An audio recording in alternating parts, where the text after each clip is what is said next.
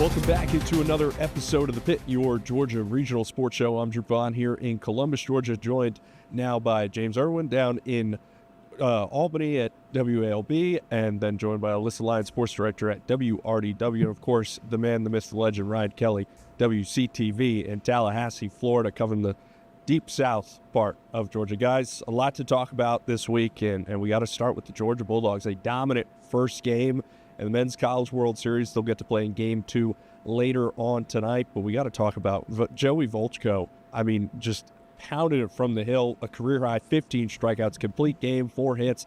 Didn't have his first walk until the end of the game. Ryan, I'll start with you. What did you think of this kid's performance? Man, the fact that you can go the distance in Omaha is absolutely incredible. The fact that you can only let the Texas Longhorns push one run across, considering how good Jim Schlossnickel's squad has been all year. Absolutely incredible stuff. Just looking at this line right now, 4 hits in 9 frames of work, striking out 15, and ERA at the end of the day of 3.78. This is the Georgia that was advertised to us, because not only did he pitch, the Dogs hit as well. I even saw it on the graphic there. Sour power, baby. Those sour belts are doing something special. They must be stopping at a Buc-ee's nearby in Nebraska, because they are absolutely bringing it. You love what Coach West and the guys have brought in an Omaha that's already been a little different and been a little weird. You've already seen that awesome Troy and West Virginia game. You saw West Virginia eliminate the Ole Miss Rebels on Sunday, but yet Georgia, and I would say North Carolina as well, seem to be above the fray right now. They certainly were the Vegas favorites coming into this tournament, and those two certainly look like they're going to stay the Vegas favorites. The Dogs, of course, just one win away from taking a little while off, staying in that winner's bracket. As we all know, if you can start 2-0 in Omaha, you are sitting pretty to play for a national championship. So good stuff from UGA. And again, what more can you say about Volchko? Wow, what an absolutely unbelievable performance. When the lights were shining the brightest, the Dogs barked the loudest. Yeah, absolutely. He only threw 114 pitches. Alyssa, how big is it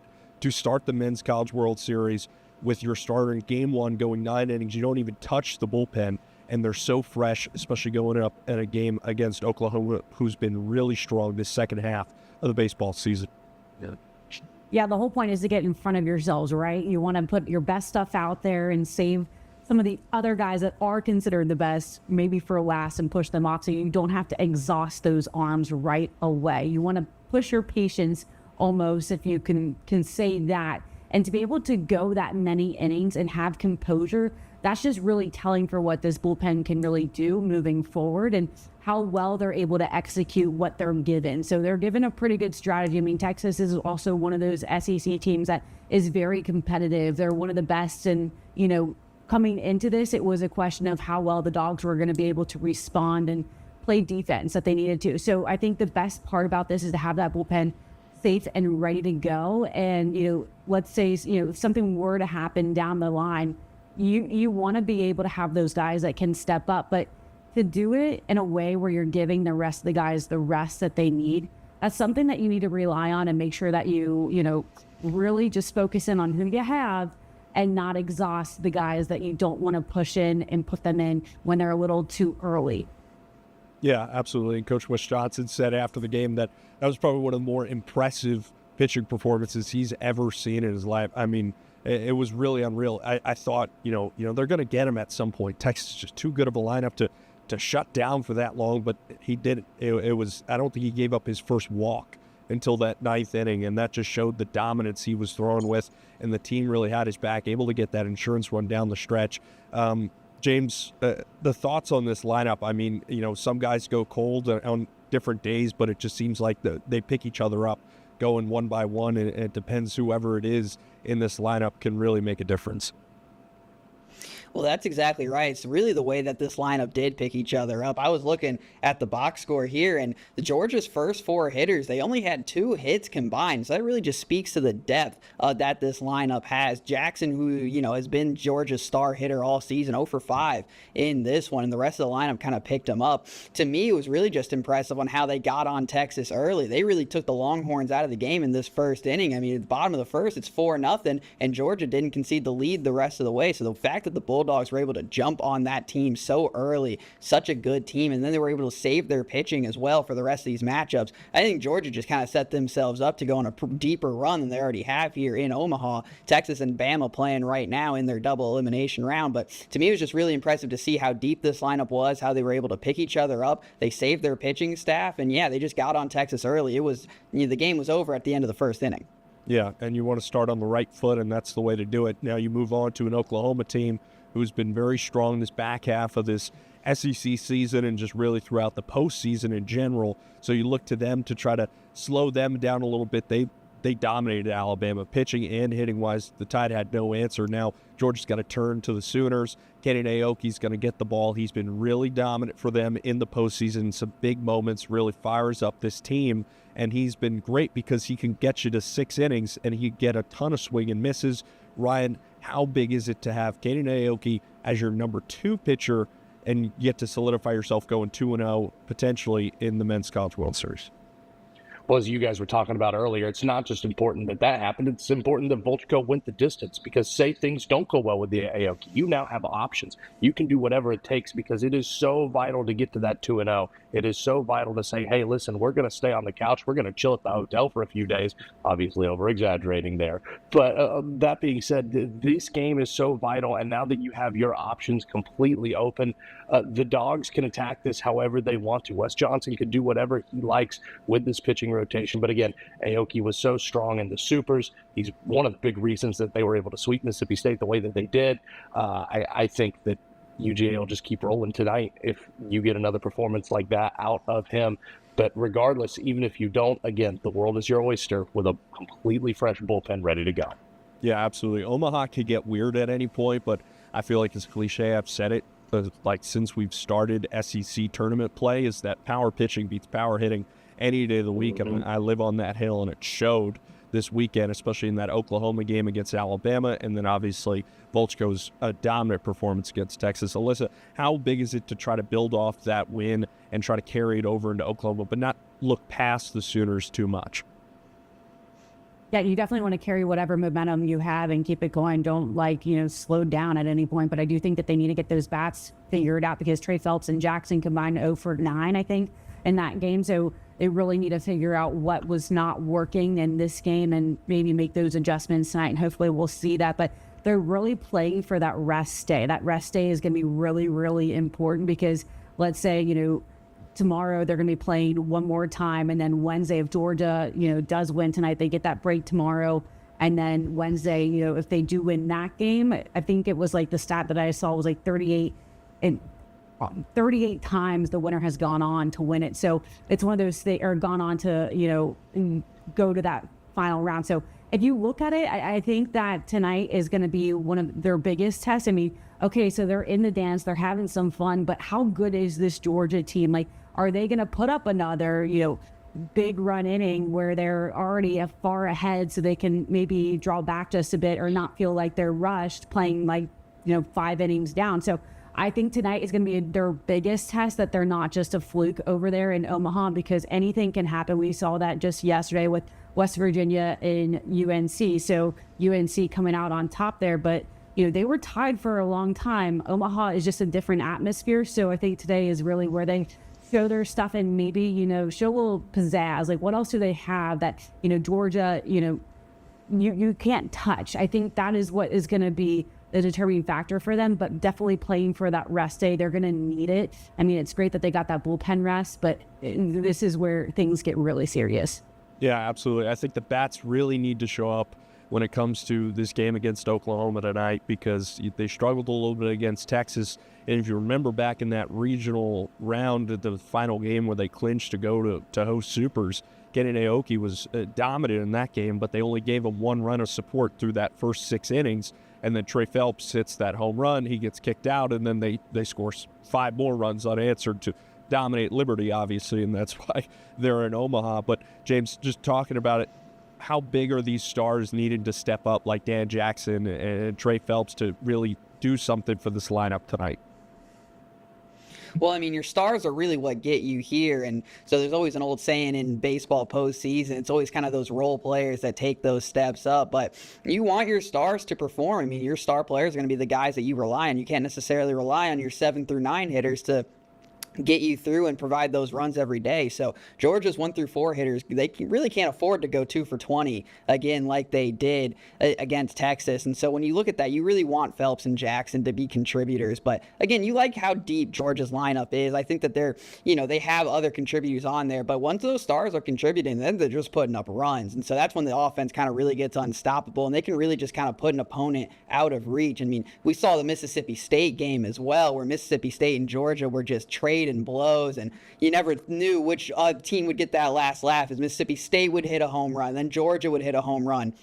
So when your stars are performing, you get offensive performances like that. And so really we saw with Georgia's offense, they can outscore anyone. And so having Aoki ready for this next pitching matchup against Oklahoma, I think it's been really huge. But yeah, I mean, you just seen Georgia's offense take over, and they can really set the tone for any game. And just having Jackson and Phelps at their best is really going to help that. But I think Georgia should like where their lineup is depth-wise. Yeah, absolutely. And maybe it took a game just to adjust to the park. I mean, they'd been playing in Foley Field for 5 games in the past 2 weeks, and then you come to Omaha, which is a much different kind of atmosphere and stadium with the amount of people that are there and just the excitement that comes along with it, the surreal moments of, hey, that you're at the World Series. We'll see if the Dawgs can step up, bats can try to get back on track here, especially with a very tough Oklahoma team that's been running the table as of recent. But hey, that's going to do it for all of this World Series talk right now. The Braves struggling this past week. That's still to come. More on your Georgia Regional Sports Show, The Pit.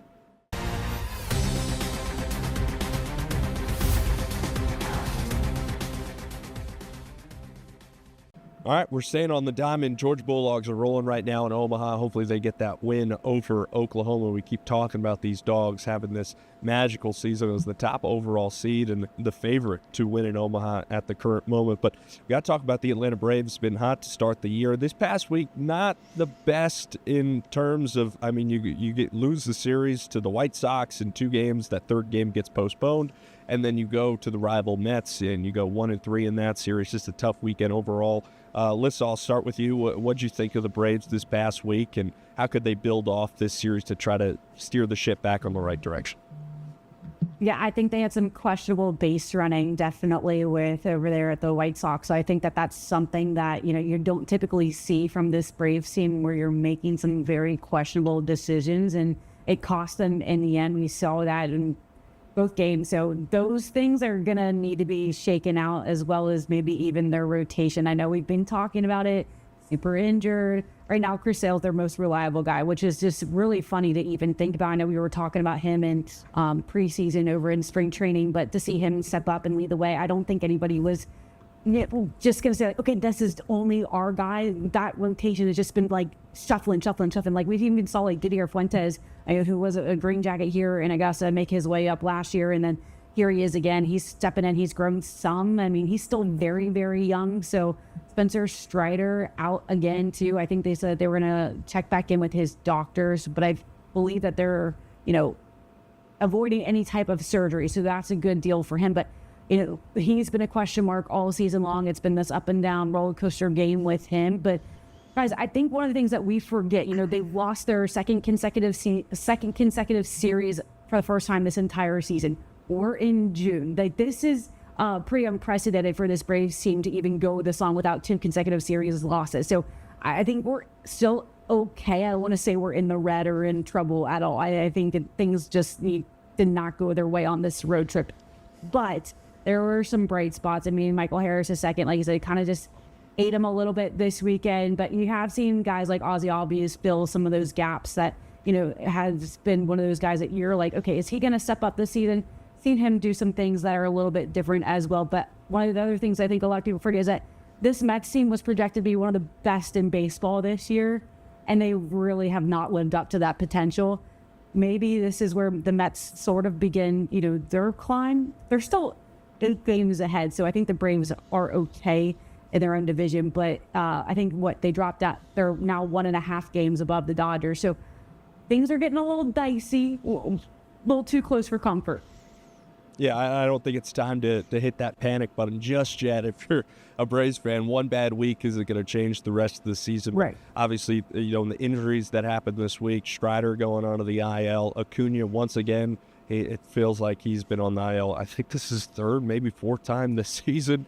Hopefully they could get him right. Ryan, losing Strider again and then losing Acuna for, like I mentioned, the third time this year. In the outfield, struggling defensively over on that game on Sunday against the Mets in that first inning, especially Yastrzemski on the relay throw, throwing against that pole that was for the netting, and then Michael Harris robs Marcus Semien, and then the ball pops out of his glove, and that counts as another home run, and that just kind of unraveled the game from there. Elder has kind of cooled off, and he pitched on Sunday and gave up a bunch of those runs to the Mets. Obviously, it doesn't help when you don't have the defense to back it up like that. Concerning with the injury bug kind of returning with Strider and Acuna, Ryan? I would say that, but at the end of the day, every time that we've talked about the injury bug, even going into this season for Atlanta, the Braves have figured out a way. And at the end of the day, it's just 1 week. You're still 8 games clear of the Phillies. You're 14 games clear of a Mets team that just took that series from you. Just breathe in, breathe out, think everything's going to be okay. But I do think, to your point, Bryce Elder, you can't cool off like that. 10 hits, 4 innings pitched. You can't do that when you combine that with Strider only being able to go 3 innings because of the injury. You saw what was going on, because as the earlier point was, this is a Mets team. There's a lot of money in that lineup. Bo Bichette had a big reminder of that in the first game of this series with that grand slam. The White Sox series is what it is. You just ended up not being the main character. Braden Montgomery obviously did in his MLB debut with the walk-off in the 10th inning. The Braves are going to be fine. You got a nice, cool 6 games here at Truist Park coming up. 3 games against the lowly Giants, who've yet to hit 30 wins. You've got a good test against the Brew Crew in Milwaukee coming in. I think this is just a good time to deep breath, reassess. But yeah, you're going to need a Baldwin to come back from rehab sooner rather than later. You're going to need these guys to get back in the lineup because, like you said, it's been touch and go with Acuna and the IL. But at a certain point, these injuries will catch up to you if you let them catch up to you. You continue to need folks further down in the order, further down in the rotation to step up and be heroes. Yeah, absolutely. And look, the Mets, you guys both mentioned it, the talent they possess, like they're going to pick up wins here and there. They're still 15 games, I think it's 14, maybe 15 games back in the division. 14. 14. I mean, their injuries really have plagued them, and then they just can't play effective baseball. But, the Phillies they're a scary team, because their talent, and they actually turned it around at some point because they had that slow first month. They're starting to creep up, but I think they still have that 7.5 game lead. They're sitting fine right now. And like you mentioned, that they get to play San Francisco this week. But the Brewers, that's a good test, because that's another playoff team probably going to be coming out of that NL Central that you could really test this team and see, all right, what kind of role players are going to step up into one of these games? Are we going to look at a Dubon or a Mateo? And hopefully Drake is able to come back at some point this week. He had a really strong performance in his rehab starts last week in Gwinnett. Now, hopefully they can bring it forward and just keep this train moving. I mean, we kept talking for weeks and weeks on end, Ryan. It felt like we were beating an old drum at that point where, when are they going to cool off? And one bad week is going to be a cool off period, because they had a bad week a couple weeks ago, and then they had 3 great weeks right after it. James, building off this and trying to finish strong before that trade deadline and that All-Star break, how big is it for the Braves to try to pivot this thing around? Yeah, no, it's absolutely right. I think right now the Braves' target is the trade deadline. I think that's when you're going to start see Alex Anthopoulos and this Braves front office start making those moves necessary you need. Because the Atlanta Braves right now are a good baseball team. Yes, they have been dominant throughout the season. But I think if you put this version of the Atlanta Braves right now into the playoffs, I don't think they make it out of a round. So to me, I think you need to absolutely add another starter, maybe even 2 at the deadline. Because your best pitcher going into the playoffs cannot be 34-year-old Martin Perez. As great as he has been for us. But Bryce Elder, the regression has kind of come back, which we were always worried about, but he was so good to start off the year. And then, just keep more injuries to the pitching staff. Spencer Strider, he hasn't necessarily been able to go 5 innings consistently. Grant Holmes hasn't been able to go 5 innings consistently. You thought you had Ronaldo Lopez, who could be a starter option, but he's been in the bullpen because he just hasn't been able. So you just kind of need guys that can go and get you a lot of innings. And so I expect the Atlanta Braves to be very active at the trade deadline, especially if you want to compete for a World Series, which with this core, I think you really got to. I think Atlanta, this is the year that they really should be pushing their chips into the table and should start going all in. I mean, this is the oldest core right now in baseball. The Atlanta Braves have the oldest team on average, which is crazy to think how they were just the young up-and-coming Braves. Now they're old. So this is kind of really these last few years of this core that they have built so greatly throughout the years. And so I would love to see them to go add another bat, because I think, as good as Dom Smith has been, he's really cooled off. You still need consistent left field bat play from, Yastrzemski's good, but he's another streaky hitter. So I think the Atlanta Braves just need to find more consistency in the starting rotation at the shortstop position and at left field. And I think if they can do all those things, and they got the prospects to do it, I think if they can find all those things, I think this is a championship team. But the Braves need to be aggressive at the trade deadline to get the team where they want to go. They have a very good team right now. And I think once you add Acuna and Baldwin back, that team just gets even better. But if you want to be a championship level team, you got to be active at the deadline. Yeah, they're definitely going to be buyers, that's for sure. When you're in that playoff contention, you have the needs that Atlanta has, you're going to be buyers. And I think they have a lot of depth in that pitching. Hurston Waldrop, he had a rehab assignment over here in Columbus, Georgia this past week. He looked really strong through 3 innings, was touching 99 on the gun. And Alex Anthopoulos was sitting front row at the Synovus Park on Wednesday to notice that. And like you mentioned earlier, Didier Fuentes has been great at that middle innings. He's been a starter. He came through Columbus as well. We got to see him in the past year with the Braves, and we've seen what he's done for this rotation to be that 2 to 3 inning guy. I think he could be really great. J.R. Ritchie's another one as well, but a lot to look forward to with the Braves, and obviously still a lot more to come, because this is a very long season, 162 games, and we're almost halfway through, believe it or not. So Braves still well in front with a 7.5 game lead in the NL East, but still to come on the pit. The New York Knicks winning 5 over the San Antonio Spurs. We're going to talk about it coming up next on your Georgia Regional Sports Show.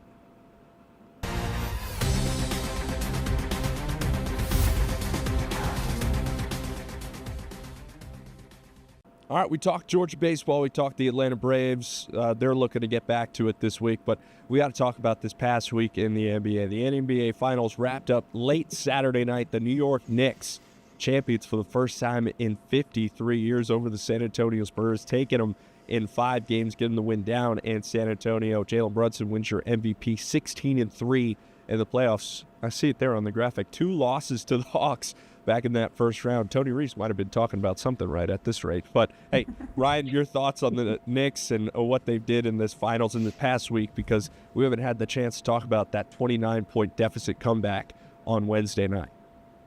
Man, oh man, I'll be honest, I didn't get a chance to watch it. I was following on the radio in my car, and it was one of those things where it was just like, there's no way they're actually going to do this. There's no way you're actually going to do this. And then you go back and you look at the highlights.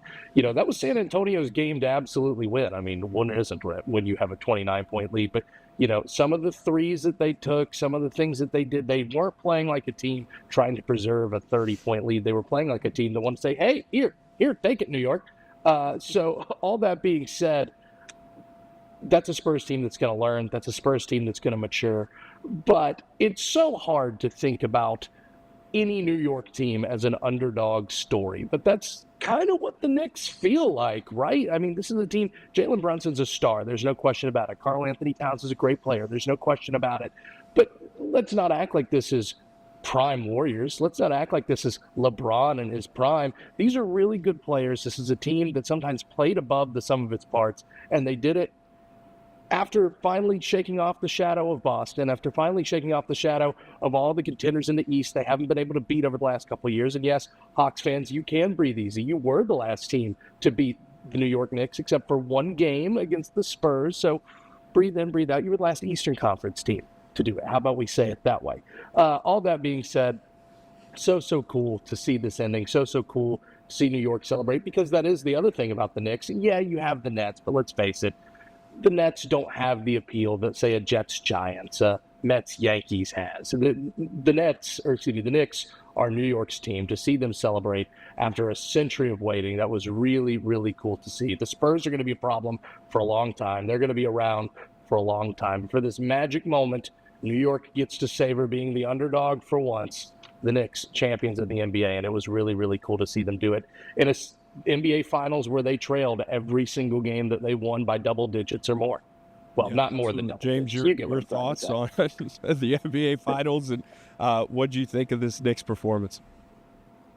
Yeah, I just thought it was really special. Everyone was saying you can't win with Jalen Brunson. Well, he just kind of went out there and proved that you could. Jalen Brunson really got that fourth win for the Knicks in San Antonio. He didn't want to play in New York anymore. He wanted to go back to New York to celebrate. And so he dropped about 40 points, over 40 points against the Spurs to get it done. That was just kind of this resilience of Jalen Brunson and the rest of this team. And so, for me, if you're the Spurs, do you fire Mitch Johnson after this? I mean, the Knicks fired the Thibs last year, and then they got their coach this year, Mike Brown, and now they're back into the finals, and so then they won the finals. So I think if you're for the Spurs, I don't think it's out of the possibility that you consider moving off of Mitch Johnson after this year. But I just do think that, Ryan, you're absolutely right. Spurs are going to be right back. The youngest team, one of the youngest teams. I think that's what, really lost it for the Spurs. They didn't necessarily have that veteran presence besides De'Aaron Fox, who, De'Aaron Fox, that one at the end of the game there. So besides De'Aaron Fox, they didn't really have that veteran presence. Meanwhile, the Knicks had so much experience on that team. Cat had been to Western Conference Finals when he was with Minnesota.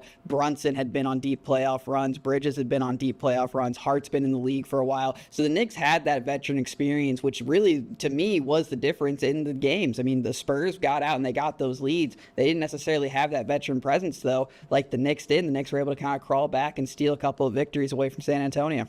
Yeah, absolutely. I don't know if Mitch Johnson's going to get fired. I think De'Aaron Fox is going to get traded. I mean, you should start Dylan Harper next year after how De'Aaron Fox handled those final couple games, especially that comeback game. I mean, why are you going for the two? Get fouled. It was bad. It was really bad. Clock. And look, I'm hold the ball. It was electric to see what they were doing. I was in the city for game 1 and game 2. I was part of that mob in Midtown. I wasn't doing anything like burning the buses like they were in game 5. But really awesome to see. Alyssa, really quick, what'd you think of the atmosphere and bringing a title back to New York? Yeah, honestly, I went to school at Syracuse, so all my friends were downtown having a blast. I think this is awesome for that fan base. I know we have two guys here that are up from New Jersey that absolutely love the Knicks and have been waiting for a moment like this, like you said, 53 years. So they entirely skipped one generation, and then, here you are, you win, and you get to celebrate it with, as far back as maybe if you even have grandparents that were able to see them win back then too. So it's pretty exciting stuff for plenty of fans across, wherever you come from. If you're a Knicks fan, even if you hopped on the bandwagon, great for you. Gotta say, guys, I have no stock in this game. As much as I loved Syracuse and I love New York, we had the Cincinnati Kings, but that was even before I was born. So never really was into the NBA growing up, but I turned on and I watched this series, and I mean, it is so interesting to me that the Spurs just let it go. I mean, how do you have something like that, have such a foot on the gas, no one can chase you, and they get chased and you get your tail bitten, and that's what happens. But also think about, we've all talked about Jalen Brunson, but there's so many guys who have had historical careers in the NBA and have never won a championship. He's done it. This is Jalen Brunson's year. It was great to see him last year and battle through. You felt his pain when they lost last year. So to see the excitement build around him, unbelievable. But yeah, definitely here for all the outfits, the Timothy Chalamet celebrations. My favorite probably was the Brazilian soccer club, fans walking through with the sign, trying to do a tour in the middle of the celebration. I thought that was hilarious. But I feel like you're the one that I feel like we should be asking you, how does it feel to win a championship? Because I know you're a big Knicks fan. Well, so, I never really, growing up, I'm younger, so the Knicks weren't the best. So I went to a couple Knicks games here and there. I think it was better just to see, for my family and friends, a lot of my best friends, diehard Knicks fans, and they've been waiting for this day. My friend moved to Florida when we were in high school. He's flying up just for the parade with his entire family so they could go. He FaceTimed us crying. This is what that means for that city. And Ryan mentioned it earlier. The Knicks are New York's team. The Nets played in New Jersey almost over a decade ago, and when they moved over, they still didn't pick up any fans. So this is a Knick town in New York, and the Knicks are an NBA champions for the first time in 53 years. Really impressive. Jalen Brunson moving on to that Mount Rushmore up at Madison Square Garden of greatest Knicks ever. All right, guys, that's all the time we got for The Pit, your Georgia regional sports show. Tune in next week for another episode.